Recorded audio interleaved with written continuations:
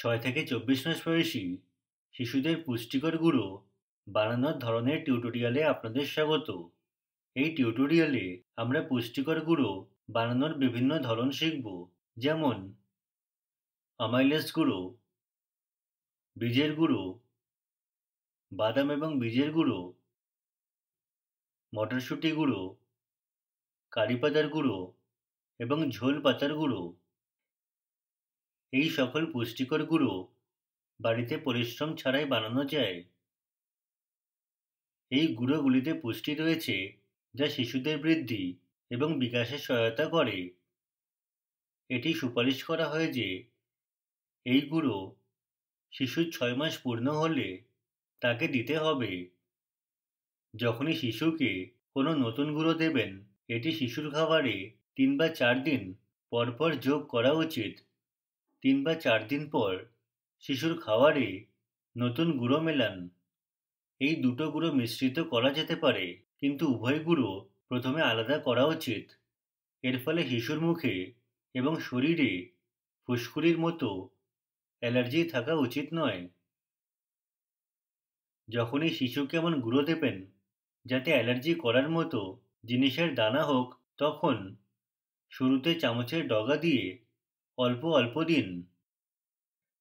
10 minute অপেক্ষা করে আবার ধীরে ধীরে শিশুকে খাওয়ান। 1 বছর না হওয়া পর্যন্ত শিশুর খাবারে লবণ যোগ করবেন না। শিশুর বয়স 2 বছর না হওয়া পর্যন্ত চিনি এবং গুড় যোগ করবেন না। এরপর ঘরেই এই পুষ্টিকর গুঁড়ো বানানো শিখি। তবে মনে রাখবেন যে এই টিউটোরিয়ালে উল্লিখিত সকল গুঁড়ো নিম্ন উপায়ে বানানো হয়েছে: ভিজিয়ে রাখা, রোস্টিং, অঙ্কুরোদ্গম এবং রান্না। কয়েকটি উপায় জুড়ে রান্না করা যেতে পারে, যেমন রোস্টিং, স্ফুটন এবং ফোটানো।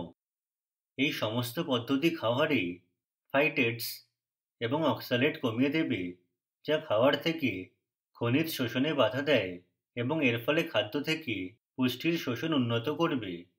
এখন আমাদের প্রথম রেসিপি দিয়ে শুরু করা যাক। অ্যামাইলেস গুঁড়ো।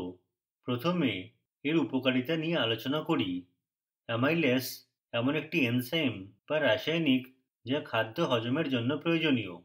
এটি শিশুর শরীরে সীমিত পরিমাণে উৎপাদিত হয়। এই গুঁড়ো খাবারে মেলালে শিশু অতিরিক্ত অ্যামাইলেস পাবে, পৌষ্টিক তত্ত্ব বৃদ্ধি পায় এবং শরীরে এই তত্ত্ব শোষণ বাড়ায়। তাই অ্যামাইলেস সমৃদ্ধ ময়দা বা অ্যামাইলেস গুঁড়ো শিশুকে দিন। এখন অ্যামাইলেস গুঁড়ো বানানো শিখি। এটি বানানোর প্রয়োজনীয় উপকরণগুলি হল: আধা কাপ গম, আধা কাপ সবুজ ছোলা এবং আধা কাপ রাগি। পদ্ধতি: প্রথমে সকল সামগ্রী প্রায় 10 ঘন্টা জলে আলাদাভাবে ভিজিয়ে রাখুন। এতে ভেজানো উপাদানের আর্দ্রতা উন্নত করবে। 10 ঘন্টা পরে সকল সামগ্রী বের করুন।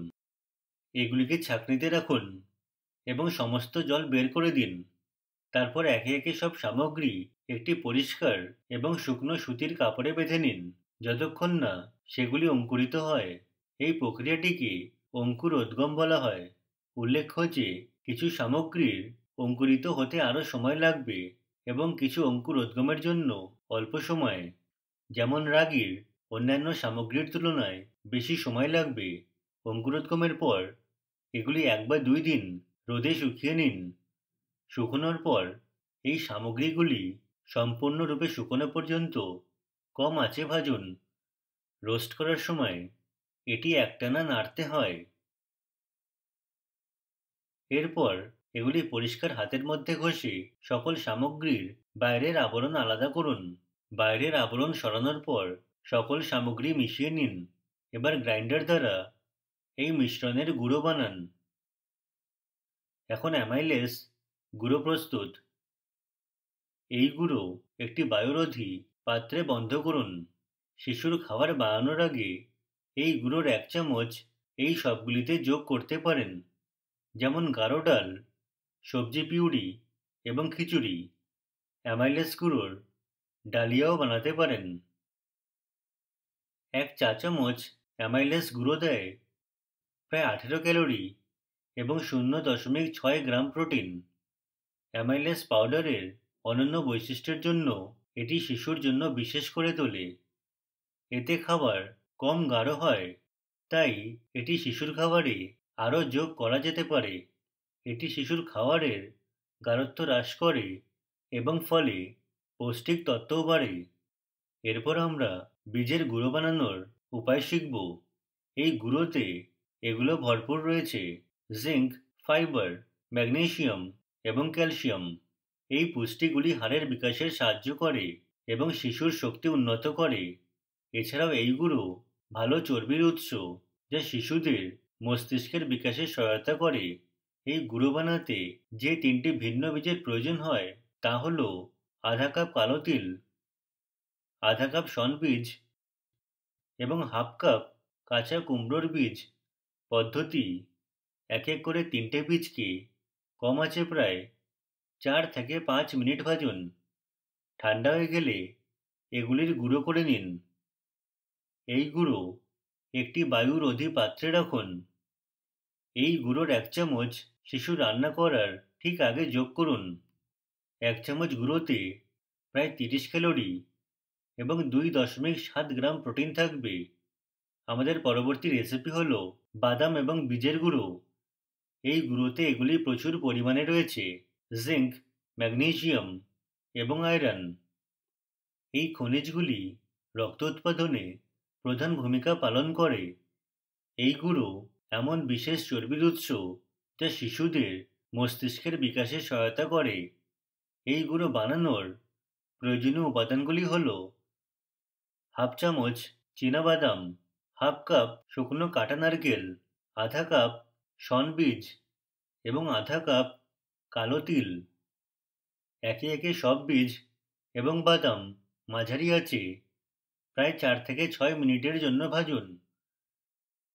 তারপর গ্রাইন্ডার বা মিক্সার দ্বারা সকল ভাজা বীজের গুঁড়ো বানান। এই গুঁড়ো একটি বায়ুরোধী পাত্রে রাখুন। রান্নার আগে শিশুর খাবারে 1 চা চামচ গুঁড়ো যোগ করুন। এটি প্রায় 28 ক্যালোরি এবং 0.9 গ্রাম প্রোটিন প্রদান করে। এখন আমরা শিমের গুঁড়ো বানানো শিখব। এই পাউডারে প্রচুর পরিমাণে রয়েছে পটাশিয়াম, প্রোটিন, ফোলেট, ম্যাগনেসিয়াম ইত্যাদি। এই পুষ্টিগুলি হাড়ের বিকাশে সাহায্য করে এবং শিশুর শক্তি উন্নত করে। আমাদের শরীরের রক্ত উৎপাদনের জন্য এগুলো প্রয়োজন। মটরশুঁটি গুঁড়ো বানানোর প্রয়োজনীয় উপকরণগুলি হল আধা কাপ সবুজ ছোলা, হাফ কাপ শুকনো সবুজ মটর, আধা কাপ ছোলা এবং 1/2 কাপ মথবিন। পদ্ধতি: প্রথমে সকল সামগ্রী আলাদাভাবে জলে 10 ঘন্টা ভিজিয়ে রাখুন। ভেজালে সামগ্রীর আর্দ্রতা উন্নত হবে। 10 ঘন্টা পর সকল সামগ্রী সরিয়ে দিন। একটি চালনিতে রাখুন যাতে সমস্ত জল বেরিয়ে যায়। তারপর একে একে সামগ্রীগুলি পরিষ্কার এবং শুকনো কাপড়ে বেঁধে নিন যতক্ষণ না সেগুলি অঙ্কুরিত হয়। এই সম্পূর্ণ প্রক্রিয়াটিকে অঙ্কুরোদ্গম বলে। যেমন আমরা আগে বলেছি, প্রতিটি সামগ্রীর অঙ্কুরোদ্গমের সময়কাল আলাদা হবে। অঙ্কুরোদ্গমের পর এগুলি 1 বা 2 দিন রোদে শুকিয়ে নিন। তারপর সমস্ত মটরশুঁটি মাঝারি আঁচে ভাজুন যতক্ষণ না সেগুলি সম্পূর্ণ শুকিয়ে যায়। ভাজার সময় ক্রমাগত নাড়তে হবে, ফলে সামগ্রীর কিছু পুড়বে না।